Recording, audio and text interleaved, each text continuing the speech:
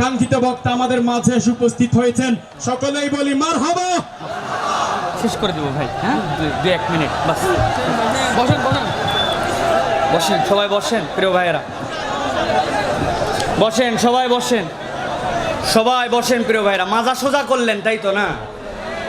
আমি সাইদি সাহেব হুজুরের এক ওয়াজে শুনছিলাম, ওই প্যারেড ময়দানে হুজুর বলছিলেন যে আপনাদেরকে তো দাঁড়াতে বলি নাই, তকবির দিতে বলছি। বলছে যাই হোক, মাজা আপনাদের অনেকক্ষণ সোজা ছিল না, মাজাও ফাঁকে সোজা করে নিলেন। আপনারা আজকেও তাই করলেন তাই তো?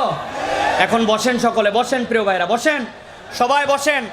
আমি আর 2-3 মিনিট একটা পয়েন্ট বলে শেষ করব, দুইটা পয়েন্ট বলে শেষ করব প্রিয় ভাইরা। 1 নম্বর বলেছি না জেনে কারো অনুসরণ করব, 2 নম্বরে বলেছি নম্র স্বরে কথা বলবো, 3 নম্বরে বলেছি লজ্জাশীলতার আচরণ লাগবে, 4 নম্বরে বলেছি মানুষের প্রতি দয়া করতে হবে, 5 নম্বরে আপনাদের কাছে বলেছি সংকটকালেও আল্লাহর পথে অটল এবং অবিচল থাকতে হবে। রাজি আছেন ইনশাআল্লাহ? আর 2টা পয়েন্ট বলবো, জাস্ট খালি পয়েন্ট বলে দিব, আমাদের জীবনে খুব গুরুত্বপূর্ণ। একটা হচ্ছে পরামর্শের ভিত্তিতে কাজ করা। কি করা? আল্লাহ রাব্বুল আলামিন 42 নম্বর সূরা শূরা এর 38 নম্বর আয়াতের মধ্যে আল্লাহ বলছেন, ওয়াল্লাযীনা ইসতাজাবু লিরাব্বিহিম ওয়া আকামুস সালাতা ওয়া আমরুহুম শুরা বাইনাহুম ওয়া মিম্মা রাযাকনাহুম ইউনফিকুন।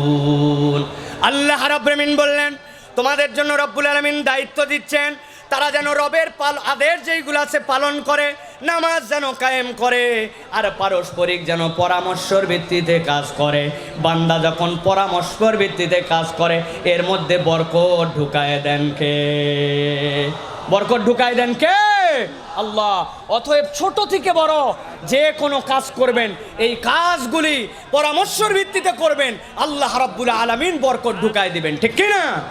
সর্বশেষ 15টি পয়েন্ট বলতাম, কিন্তু লাস্ট পয়েন্ট হিসেবে আজকে বলি প্রিয় ভাইয়েরা, আমাদের অনেকের ধারণা যারা অমুসলমান, যারা ইসলাম পালন করে না, তাদের সাথে আমাদের আচরণের নীতিমালা কি হবে আমরা অনেকেই জানি না। কথা শোনেন, একদম চুপ করে কথা শোনেন, নড়াচড়া করেন না, কথা বলেন না, কথা শোনেন।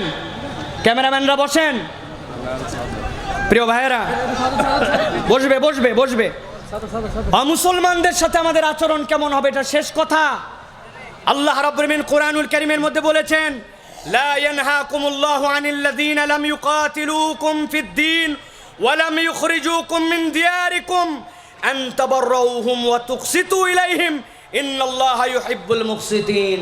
আল্লাহ বলছেন, তোমাদের সাথে কেউ যদি ফাইট করতে না আসে, তোমাদেরকে তোমাদের জনপদ থেকে বের করে না দেয়, ইসলাম দুনিয়ার বুকে সবচেয়ে বড় সৌন্দর্য শিখাচ্ছে। তোমাদের অমুসলমান প্রতিবেশী যদি হয়, সে যদি তোমাদের সাথে বসবাস করে, আল্লাহ বলছেন তাদের সাথে সদাচরণ করা এবং ইনসাফ করতে আল্লাহ নিষেধ করেন না। অতএব যারা এই সৌহার্দ্যপূর্ণ সমাজে আমাদের অন্যান্য ধর্মাবলম্বীরা আছে, তাদের প্রতিও আমাদেরকে সদয় আচরণ করতে হবে, ভালো আচরণ করতে হবে।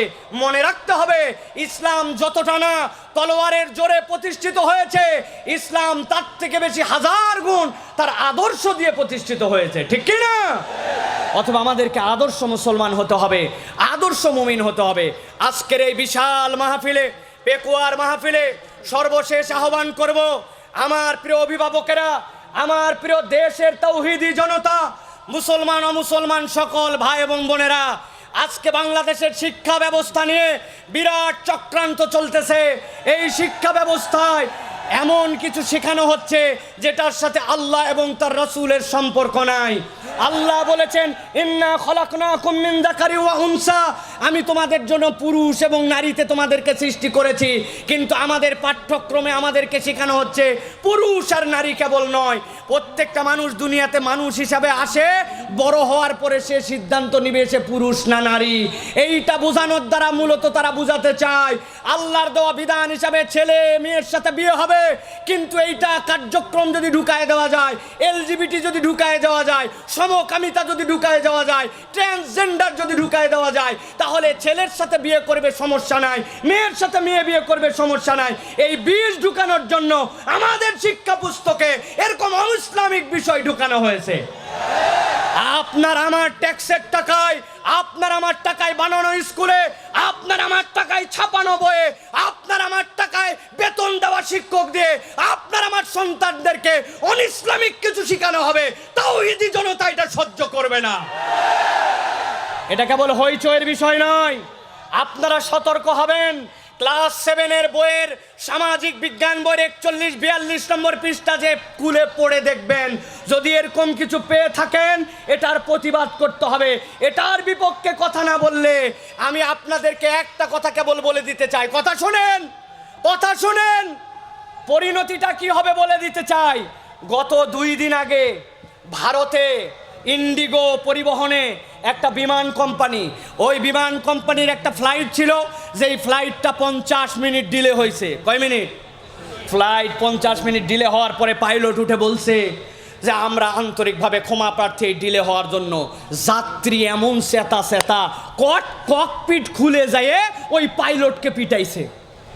জিজ্ঞাসা করতে চাই, এই বিমান ডিলে হওয়া কি পাইলটের দোষ?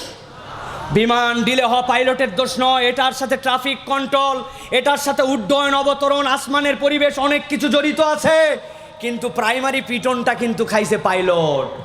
আজকে যারা শিক্ষা ব্যবস্থা নিয়ে গভীর ষড়যন্ত্র করতেছে, আর আপনি বলতেছেন এটা সরকারের বিষয়, এটা শিক্ষা মন্ত্রণালয়ের বিষয়, এ নিয়ে আমাদের এত মাথা ঘামানোর কিছু নাই। আমি গ্যারেন্টি দিয়ে দিলাম, পিটন এবং বিপদ যখন আসবে সরকারের কাছে যাওয়ার আগে আপনার পরিবার থেকে বিপদ শুরু হবে, ঠিক কি না? আপনার সন্তান কথা শুনবে না, ইসলামের পথে থাকবে না, আল্লাহ রসুলকে মানবে না, আপনি এর ভিকটিম হবেন। তার প্রমাণ বৃদ্ধাশ্রম থেকে ফোন করে বলে আপনার আব্বা অসুস্থ, নিয়ে যান, এখান থেকে তিনি মৃত্যুসজ্জায়, নিতে পারবেন কিনা? বাংলাদেশে 2 দিন আগে এক সন্তান বলছে আমার এখন হাতে সময় নাই, পারলে আঞ্জুমানে মফিদুল ইসলামকে দিয়ে আপনারা লাশ দাফন করেন। বাংলাদেশের বৃদ্ধাশ্রমের অবস্থা এখন এরকম। যারা আগে শিক্ষা গ্রহণ করেছে, আর এই শিক্ষা কার্যক্রম যদি চলে, প্রথম মায়ের আমাদের পরিবারে পড়বে, শকুনের চোখ মুসলমানদের পরিবারে পড়েছে। অতএব প্রত্যেকটা অভিভাবককে দায়িত্ব দিলাম, সচেতন হন, কথা বলেন, জানান, এই কার্যক্রমকে রুখে দিতে হবে। আল্লাহ আমাদেরকে বোঝার তৌফিক দেন, বলেন আল্লাহুম্মা আমিন। হাযা মা ইনদি ওয়াল ইলমু ইনদাল্লাহ, সুবহানাকা আল্লাহুম্মা ওয়া বিহামদিকা আশহাদু আল্লা ইলাহা ইল্লা আনতা আস্তাগফিরুকা ওয়া আতুবু ইলাইক। আমার প্রিয় ভাই নিয়ামতুল্লাহ নিজামী, আল্লাহ তাকে বারাকা দান করুক। তার পিতা মরহুম মাওলানা শহীদুল্লাহ, তার জন্য দোয়া করেন। আল্লাহ এরকম একটা সন্তান রেখে গেছে, যেই সন্তানের কারণে এরকম কোরআনের মঞ্চ কায়েম হয়েছে। এই কোরআনের মাহফিল অব্যাহত থাক, এটা শকুনের চক্ষু থেকে মুক্ত পাক। এটা আপনারা কি চান? কথা বলতে হবে, আপনারা কি চান? যদি চান তাহলে আপনাকে সমর্থন করতে হবে এবং সজাগ থাকতে হবে। রাজি আছেন? আল্লাহ কবুল করুক, আল্লাহ মরহুমকে ক্ষমা করুক, আল্লাহ আমাদের আশা বসাকে কবুল করুক। আসসালামু আলাইকুম ওয়া রাহমাতুল্লাহি ওয়া বারাকাতুহু।